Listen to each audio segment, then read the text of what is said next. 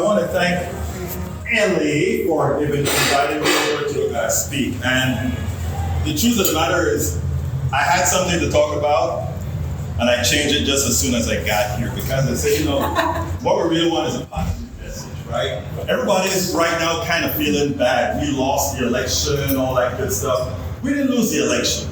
We lost the people. That's how I look at it.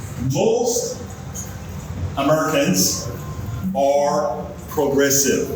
Yes. I want you to keep that in your head. Yeah. Most Americans are progressive. Our MAGA friends, our MAGA brothers and sisters, and they don't like that, our MAGA brothers and sisters, they are progressive. You go ahead and you start asking questions and you find out, guess what?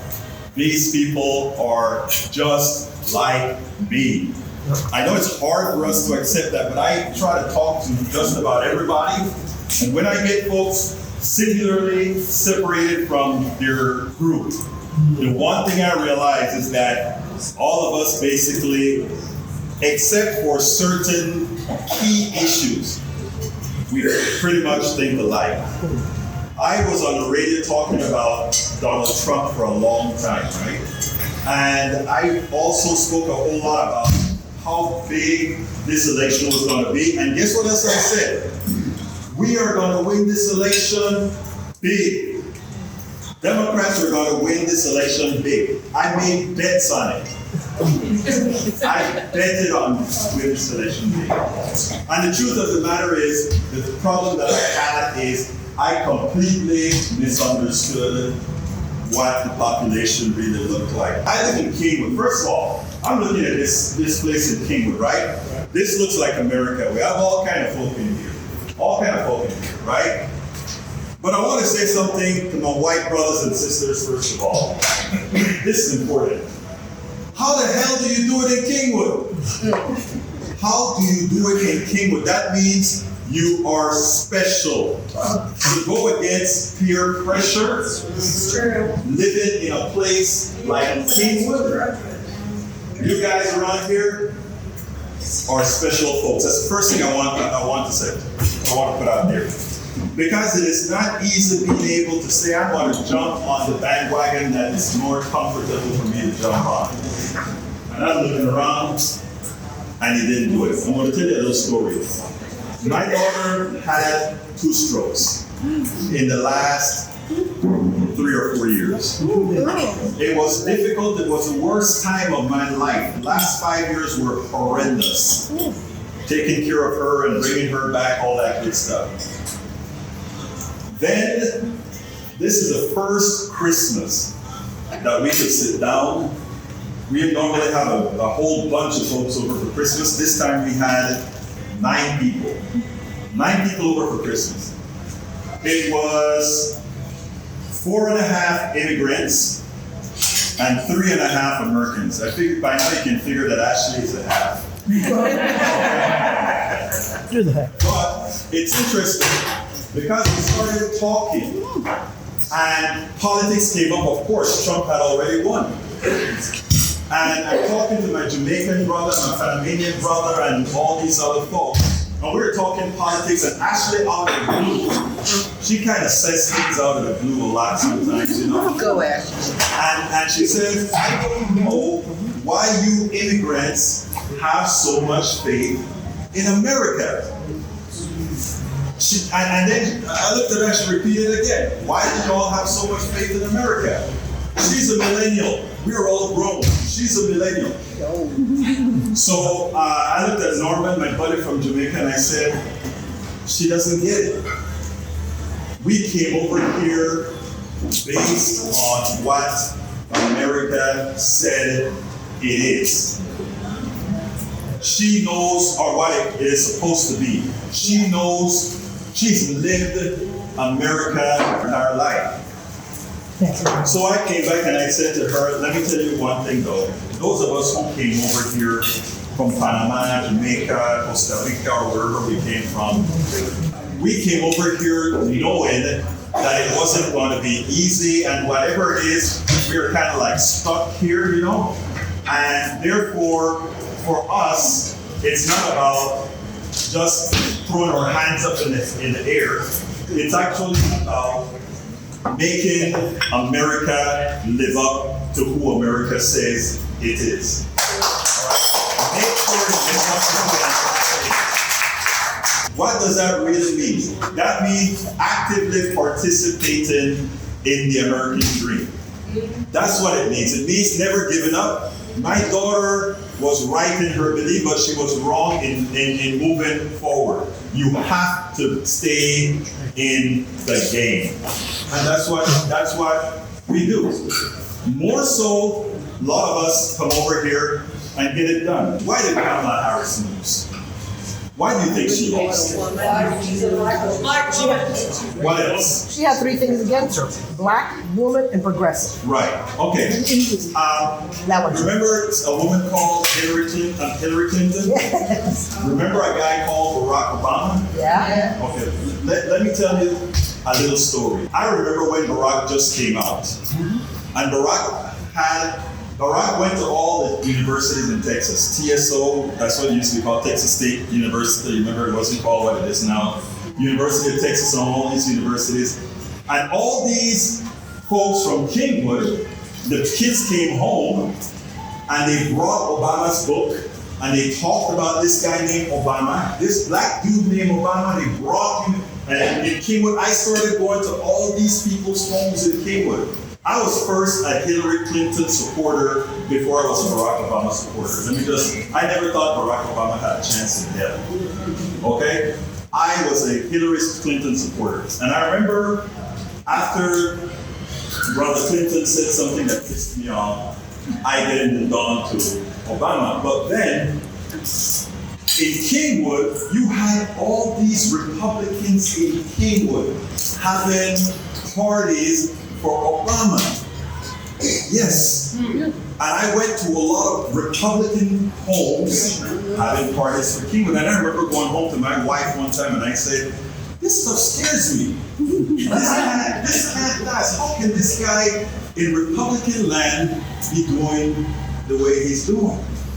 And she said, well, you never know, maybe things have really changed. I wasn't buying into the change quite yet. So the election went on, and by the time he won the primary and he was going against, I think it was McCain, and they were doing canvassing all over the country. And I remember, I still didn't think, even though I was supporting him, I didn't think, well, he's going to win against this guy. They were canvassing in Pennsylvania. And they walked up to this home in Pennsylvania, and they asked the woman who was at the door, who are you voting for? Okay? The woman turned around to her husband. Women, don't look at me. I didn't think. But the woman turned around to her husband and said, honey, who are we voting for? Exactly. And the guy said, let them know we're voting for the N guy. I want y'all to digest that. And because I'm bringing that forward, okay? I'm bringing that forward. So Barack Obama goes ahead and he wins the election. I want you to remember everything that occurs at the transition between Republicanism and Democratic transition, between Bush, Obama, between Trump, and the next one. It's always seemed like the Democrat elected when they have to clean up something, right? But anyway, it turns out that that's what he said, Obama won the election. Hillary comes. Let's be clear here. Hillary still won the election. It's a crazy thing about the Electoral College. All of you know about that, why she didn't win, etc. But she won by 3 million votes. Here comes Kamala. Kamala is running after Biden. And Kamala gets the third most votes ever gotten in American history. And still lost the election by 1.5 points. What was the difference between Obama, Kamala, and Hillary? So 19 million people did vote. That is correct. But there's another thing about the economy. Remember what it was supposed to be, right? Remember that stuff called the price of eggs? Oh, yeah. The price of eggs. That did her in, right? Did that do Kamala in? The price of eggs, the economy did her in? That's what everybody said, the price of egg, because nobody wanted to confront the truth about why she lost. She lost because, one, she's a woman, two, because she's black and Asian, and three, because she's a progressive. The reason I brought those three up, if the economy was bad, there's a better chance that Kamala would have won. Think about that. They made it the economy that was the issue, but if the economy was bad, this guy said, I will vote for the end because of my personal economy. Nobody had to worry about their personal economy. They knew the truth. But what the news tell us all of the times is that, well, it was the economy, because nobody wants to tell the truth. So let's come to the present. And this is the part that I really want to get to. Right now that we have Donald Trump in power, listen, Donald Trump understands America better than anybody else. Okay? Because what Donald Trump understands is this. What is the three letters that everybody's talking about right now? The letter DEI. DEI. Why do you think he's using DEI? Racism.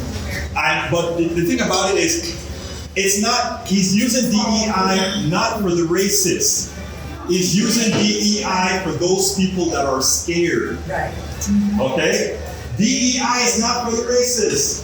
DEI is for the scared folks. Because I'll tell you what, when times get hard, whenever times get hard, everybody looking for the boogeyman.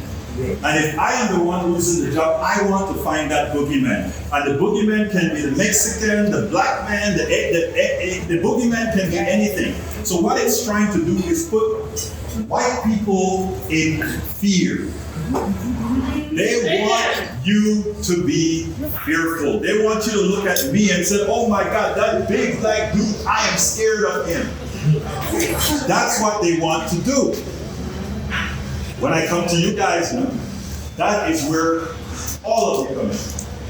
Because the only way to fight this is for other people who look like you to realize that you know better than they do. Okay? It is going forward for us to win this battle. You know, remember when the question used to be, who is a swing voter, or who is the voter that makes the difference? I want to tell you something, white women, the real swing voter is you guys. Okay, and by the way, let me just tell you first of all, and for everybody listening to me, I think one of the stupidest things on the planet is race. But we live in a racialized society. So I got to get and talk about that stupid issue. That is the most silly subject to talk about. But that said, I think it's important for us going forward. And this is specifically to white women and also white guys. The only way we're going to get this country back is the sensible folk go out there and talk to people who have your interest. People who you can talk to. If I go into certain spaces, I can't say certain things in certain spaces, but you can. You can, and you may think all these people are crazy, but remember peer pressure. Peer pressure works. Peer pressure works. And Donald Trump, what he's doing right now is not affecting. Look, Latinos. I'm a black Latino. Latinos and all the other folks, Jamaicans, Caribbeans, all these folks. You know what's the secret about these folks? These folks know about pain. They can live pain. But most Americans don't live in that frame. Okay? So what it's important for folks to do is to realize that what Trump is doing right now is going to affect MAGA more than anybody else. Yeah. Because all of you guys in here are much more well off, every single one of you, than the average MAGA. All of you. And the fact of the matter is, when his stuff starts to hurt them, that is the open door for all of them. Exactly. That is the door that we have to wait for. And as soon as that door opens, You can't be there to say, I told you so. You have to be there giving them a place to land. Okay? You have to be there giving them a place to land. And that place to land is what's going to make the difference. A lot of people are worried about, is the country over? Hey, there's the Red Scare. I didn't live the Red Scare. Too young for the Red Scare. But the Red Scare, I can imagine how those people felt. A lot of the feelings are the way we feel now. So bottom line, and I'm going to close, and it goes as follows. The country is still in our hands. It's just temporarily ceded to those who got lucky. I'm serious as a heart attack. We've simply ceded the country temporarily. But we are the ones on the right side of history. We are the ones that are moral. We are the ones who care about people. We are the ones who care about humanity. And don't let anybody take that away from us. And don't feel bad about that. Feel encouraged about that. And with that, muchísimas gracias. Yeah. We spend a lot of time deconstructing the news, trying to parse it into a form that everybody can understand. We try to find those little nitpicks where it flies above the fray, etc. If you really like these videos that we do, I want to ask a big favor. Please go ahead, number 1, subscribe to our channel, and number 2, please join if you can. Thank you so kindly for watching. Keep watching. Please remember to share. We must populate the entire internet with our progressive message, a message that we know is what most Americans say that they want. So help us, please join.